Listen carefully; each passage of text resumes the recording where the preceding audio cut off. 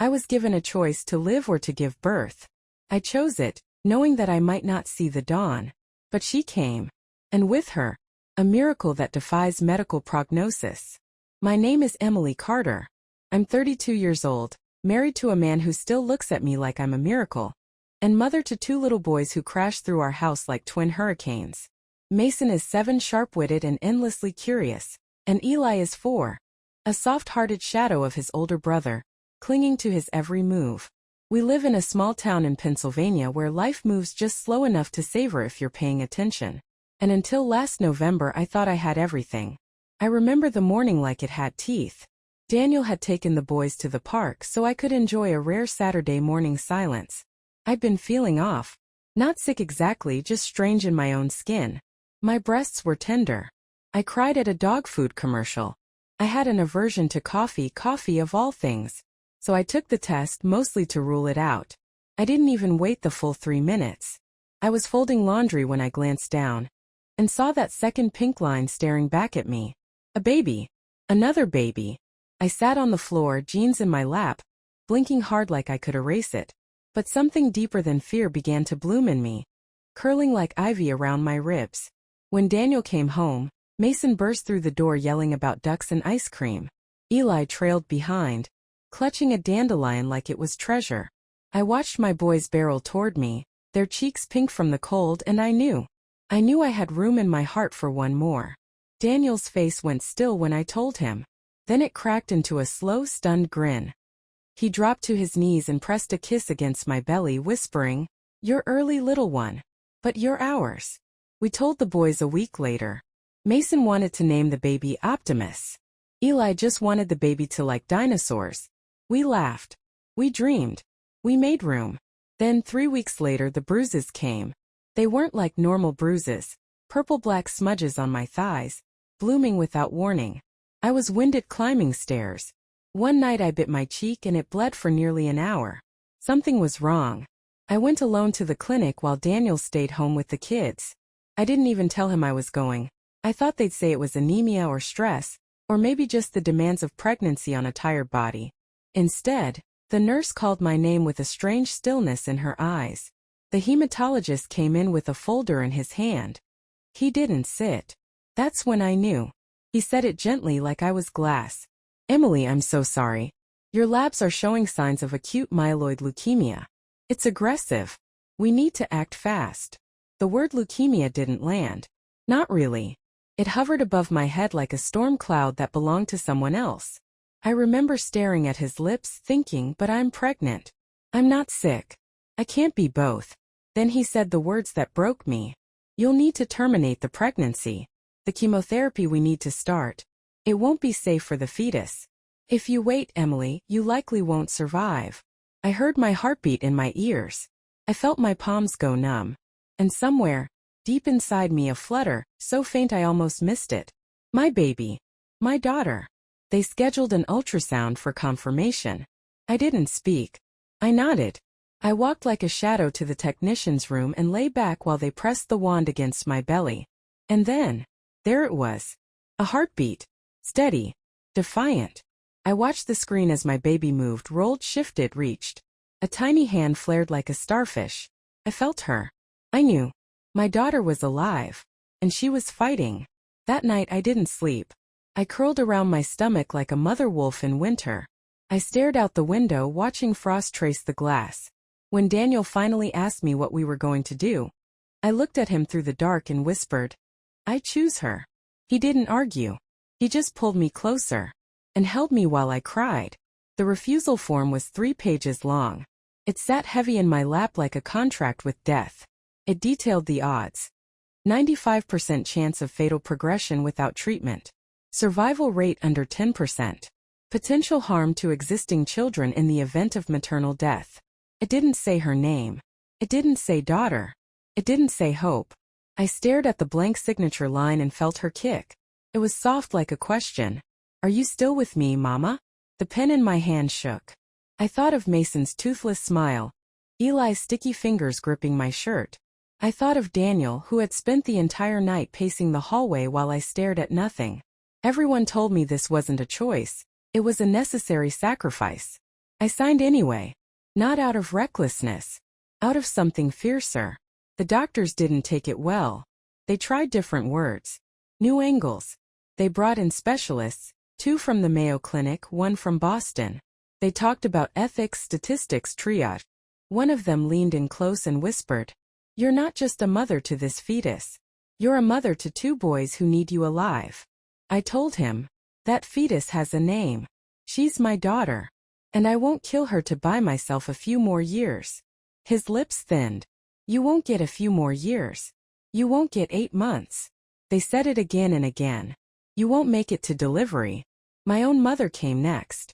She sat on our couch with trembling hands and tear-smeared mascara, begging me to reconsider. She held Mason's hand while he played with Legos and said, "Think of what you'd be leaving behind." I was. Every second of every hour. I knew exactly what I was gambling, but I also knew what was inside me. This wasn't just blind maternal instinct. It was spiritual. Holy almost. I felt Grace's fight in my blood. I felt her defiance in every cell of my failing body. It wasn't just me who refused to give up. She was choosing me too. By the 4th month my skin turned pale.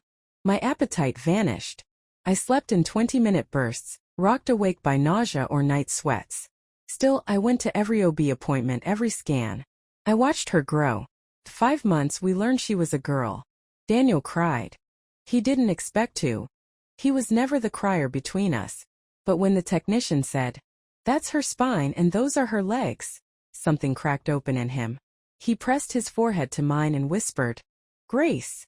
We named her Grace because it felt like the only word that made sense. By month 6 I stopped responding to basic medications. My white blood cell count exploded. I couldn't lift Eli anymore. I couldn't run my fingers through Mason's hair without gasping for air. Daniel carried the weight of all of us, folding laundry at midnight, brushing teeth with one hand while replying to insurance denials with the other. I could see the wear in his face, the silent panic in his eyes when he thought I wasn't looking. And still I didn't regret it. What I didn't say, what I couldn't say, was that I'd already started writing letters. One for Mason's first heartbreak. One for Eli's high school graduation. One for Daniel, sealed and hidden in the linen closet, labeled "Only if you know I'm not coming back." But I clung to the idea that I might get to burn those letters one day. That I might get to read them aloud, laughing through tears, telling my kids how close I came to missing everything. At month 7 the bleeding started. It was early morning. The house was still. I stood to get a glass of water and felt something warm slip down my leg. I looked. Blood. Too much. I didn't scream. I just whispered her name. Daniel drove like a madman to the hospital while I sat in the passenger seat. One hand pressed to my belly, the other gripping the dashboard. I felt her move once, twice. Sluggish. We made it. She was still alive. But the doctors said what they always said, only now with harder voices and clipped tones. "You won't last much longer. Neither will she."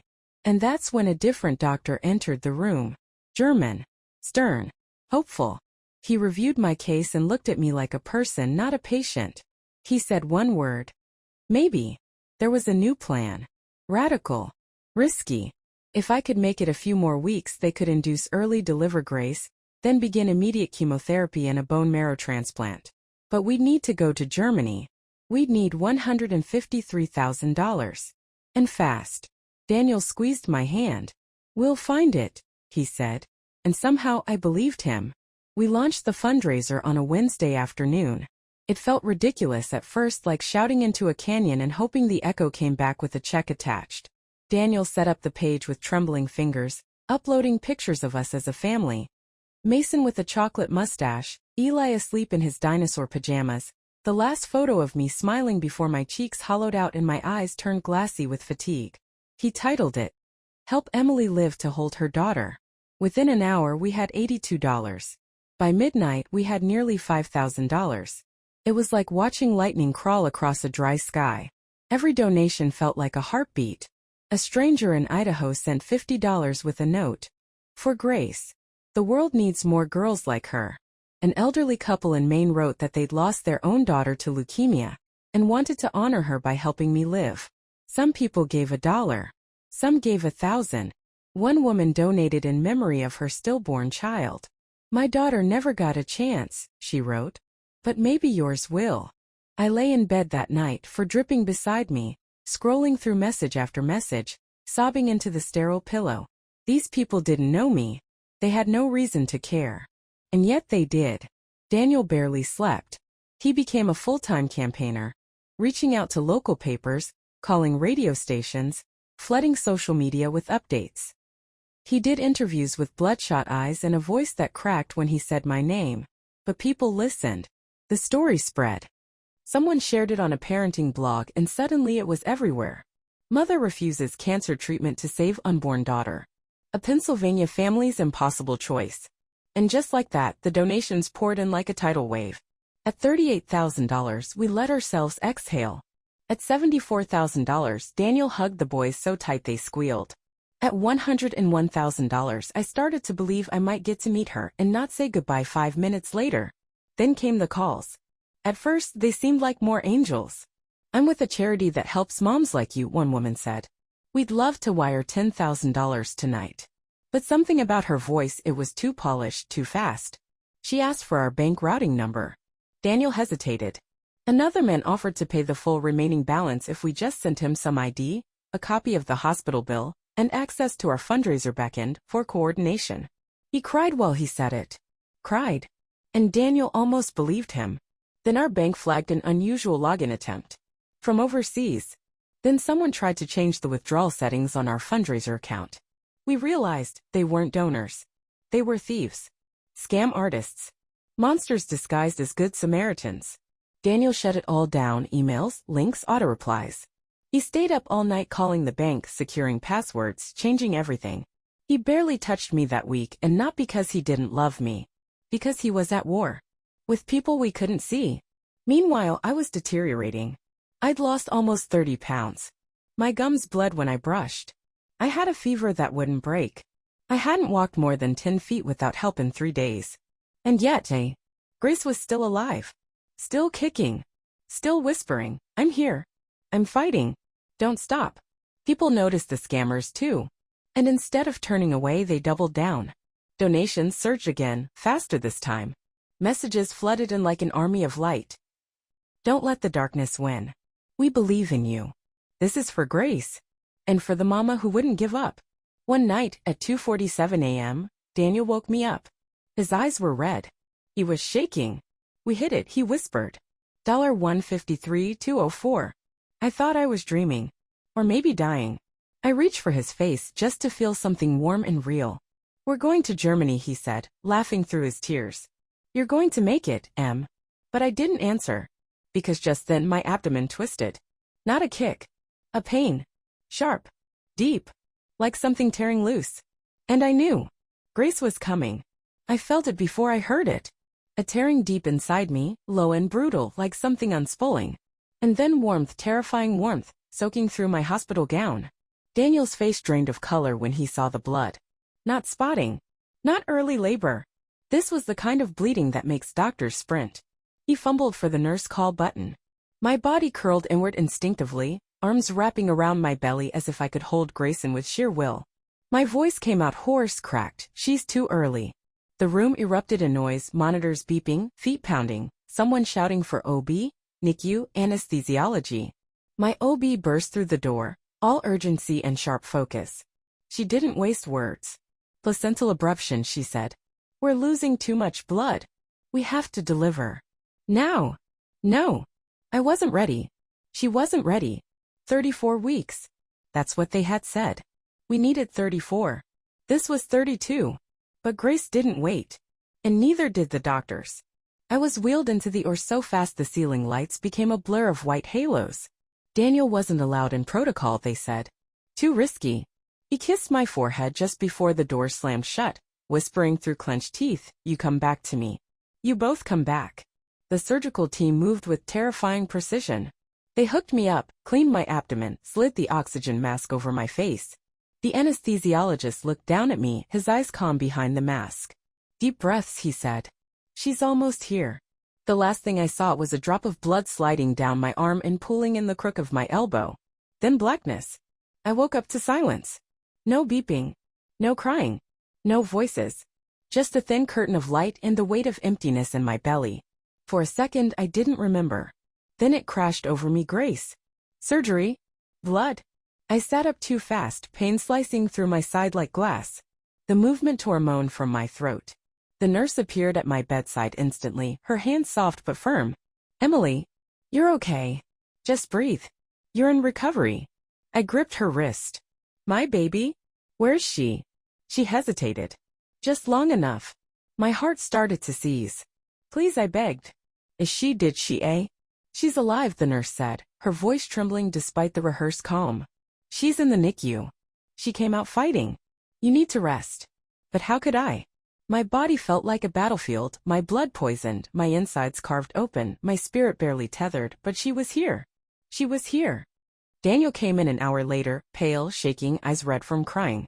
She's perfect, he whispered, dropping to his knees beside my bed. Tiny but perfect. She has your mouth. She screamed the second they pulled her out. Like she knew she had to let the world know I made it. I cried into his shirt, each subject, each breath like glass. I wanted to hold her. I needed to. But I couldn't even sit upright. My body was too weak, too broken, and the chemo had to start within hours. There wasn't time. So they wheeled me to her. I wasn't supposed to leave recovery. But the nurses, they bent the rules. They unplugged what they could, propped me in a wheelchair, and rolled me through the halls like a ghost clutching to life. Every turn felt like a mountain. Every breath was a war. But when I saw her, everything stilled. There she was. Grace. She lay in a plastic crib, swaddled in pale pink, wires snaking around her impossibly tiny body.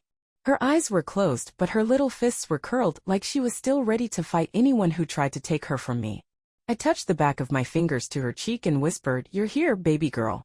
You did it. You did it." She didn't open her eyes. But I saw her mouth twitch.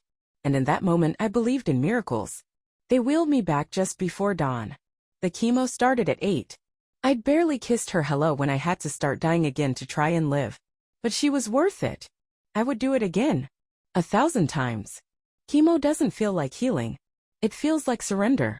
Like inviting poison into your body and trusting it to kill what's wrong before it kills what's left. The drugs started dripping into me just hours after Grace was born. My body hadn't even begun to recover from surgery, and already it was being burned down again. The nurses wore gloves to handle the 4 bags, thick, yellow-labeled biohazard gloves. That's how toxic it was. That's what was coursing through my veins. The first wave hit fast, nausea so violent I couldn't lift my head without retching. I lost all sense of taste within days. My mouth felt like sandpaper soaked in bleach. My joints ached like they'd been rusted shut. I could feel my hair giving up before I even saw it on the pillow. But worse than the pain was the separation. I didn't get to hold Grace. Not properly. Not skin to skin. Not in that soft, sleepy way new mothers are meant to. She was in the NICU under observation, thriving more than anyone expected, while I lay in an isolation room with double glass doors and a fan humming at my feet to stop the heat from swallowing me whole. Daniel tried to bring me videos. He'd record Grace yawning or making tiny fists or flailing in protest at a nurse's thermometer. He'd play them on his phone, holding it above my face while I blinked through a fog of fever. "She's strong," he'd whisper, brushing damp hair from my forehead. Just like her mama. But I didn't feel strong. I felt hollowed out. I missed Mason and Eli so fiercely it made my chest ache worse than the drugs. They weren't allowed in the cancer ward. I hadn't hugged them in weeks. Daniel brought me their drawings, stick figures with curly brown hair and scribbled hearts. One said, "We love you, Mommy, come back soon." The word soon felt like a dare. There were days I wanted to quit.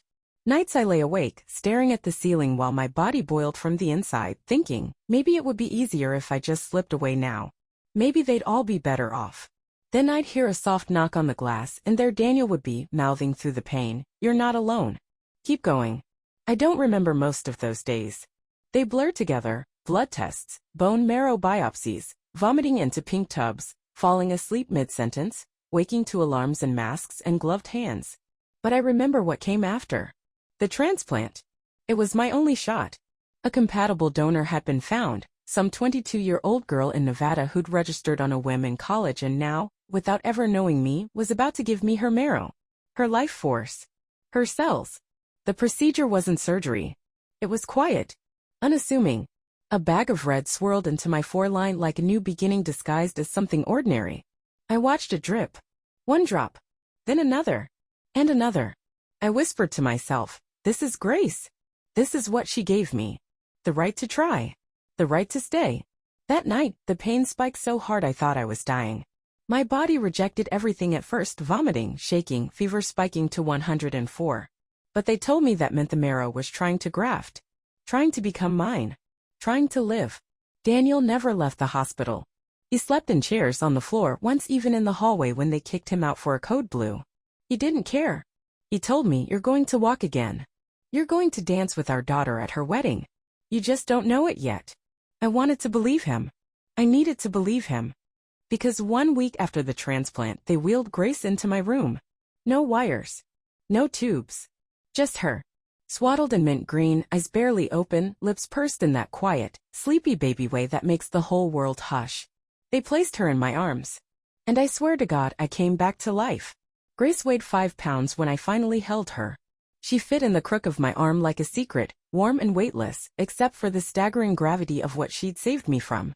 I stared at her tiny mouth, the rise and fall of her chest, the faintest shadow of a birthmark behind her ear. I didn't say anything. I just wept. Quietly. Fiercely. Every breath of hers felt like an answer to a prayer I didn't know how to ask. She smelled like milk and fresh linens and something else, something clean and eternal, like the inside of a church at sunrise. And as I cradled her against my chemo-withered chest, I whispered the only thing that mattered.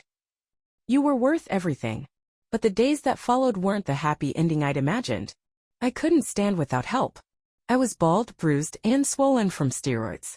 My reflection was unrecognizable, like a version of myself left out in the rain too long. The doctors were cautiously optimistic. My white blood cell count was rising. The transplant was taking. But they made no promises. Cancer is not a battle won in a single swing. It's a siege. A long, brutal one. Grace was discharged from the NICU before I was. That nearly destroyed me. Daniel didn't want to tell me at first. He stood by my bedside, clutching the discharge paperwork in one hand and a diaper bag in the other. We could lie, he said, his voice breaking. Say she's not ready. Let them think she needs more time. But I shook my head. She deserves her homecoming, I said. Don't keep her here just because I can't come. So he took her home. Alone. He said Mason cried when he saw her. That Eli kept asking if she was a doll. He sent me videos. Grace asleep on the couch, Grace blinking in the sunlight, Grace surrounded by brothers who couldn't stop touching her fingers like she might vanish if they blinked. And I stayed behind. Watching my daughter's first days of life unfold through a 6-inch screen, my chest aching with love and shame. That's the part no one warns you about. The grief that comes after survival. The guilt. Because while everyone around me was celebrating, you did it. You're a miracle. I was unraveling. I'd made it through hell, but I wasn't whole. I was a mother who hadn't kissed her newborn goodnight. A wife who hadn't made love to her husband in nearly a year. A woman who sometimes still wished she'd gone with Grace, just to avoid the weight of trying to live again. I tried to tell Daniel one night during a video call. He had Grace in one arm and Eli in his lap. His eyes were rimmed red, not from tears but from pure exhaustion. I told him, I feel like a ghost. He looked at me through the screen, voice rough. Then haunt us, he said. Haunt this house until you're strong enough to walk through the front door. It broke me. And it saved me. I started fighting again, not just for survival, but for joy. For return. I pushed through physical therapy with trembling legs and lungs that felt like paper. I memorized Grace's feeding schedule so I could imagine holding her at the same time each day. I asked the nurses to tape her photo above my bed. I started eating again. Not just to live, but to come home. Finally, 2 weeks later I did. I stepped out of the hospital in a wheelchair, but I was free. The cold spring air hit my face and felt like truth. Daniel was waiting with the kids, all of them bundled and bouncing in place. When I saw Grace in his arms, something inside me broke wide open. I held her. For real. For long. And Mason whispered, she waited for you, Mommy. We all did. Some stories end with fireworks. Ours didn't. Ours ended with laundry. That first week back, I couldn't do much. I was still on anti-rejection meds, still sleeping 12 hours a day, still moving like my body belonged to someone else. But I sat on the couch, a pillow under my knees, Grace asleep on my chest in folded onesies. Pink ones. Tiny ones. Ones I hadn't been sure I'd ever touch outside a hospital bag. It felt like church. I wasn't healed, not in the way people wanted me to be. My hair had only just started coming back in, soft and uneven. My skin was yellow-tinged from liver stress. And I still had scans scheduled every 3 weeks. The threat hung over me like a shadow I didn't dare look directly at. But I was home. With my daughter. With my sons. With the man who had weathered the storm with me, never once letting go, even when I was too weak to speak his name. Daniel and I had changed in ways we didn't yet know how to say aloud. There was a tenderness to him now that hadn't been there before, an ache behind his eyes when he held Grace, as if still asking the universe, did we really get to keep her? He cried easily now. In the grocery store. In church. Once while changing her diaper. And I loved him more than ever, not because he was strong, but because he had broken open to let the pain in and hadn't let it crush him. Mason took a long time to hug me again. He was afraid, though he couldn't say it. You look different, he admitted one night while I read to him in bed. Like a TV mom who's sick. So I told him the truth, that I was sick, but that I chose to stay every day because I loved him more than my fear. That seemed to help. Eli was too young to remember much, but he still asks sometimes, Mama, you all better now? And I nod and say, better enough. Grace was thriving. She gained weight quickly. Hit her milestones early. She smiled at 5 weeks. Laughed at 7. And when she looked at me, it felt like she saw the whole story. Like she remembered the war we fought together in the dark. And maybe she did. The doctors still monitor me closely. They don't say cured. They say remission. They say cautiously optimistic. But I don't need guarantees. I've already had my miracle. I think about the donors sometimes. The strangers who carried us through when we had nothing but each other and a medical estimate of death. Some sent money. Some sent prayers. Some just sent hope in the form of a message, you're not alone. They were right. And to the girl in Nevada who gave me her marrow, if you ever read this, if somehow this story finds its way to you, you saved my life. You didn't just give me more time. You gave Grace her mother. You gave Mason and Eli their bedtime stories back. You gave Daniel his wife.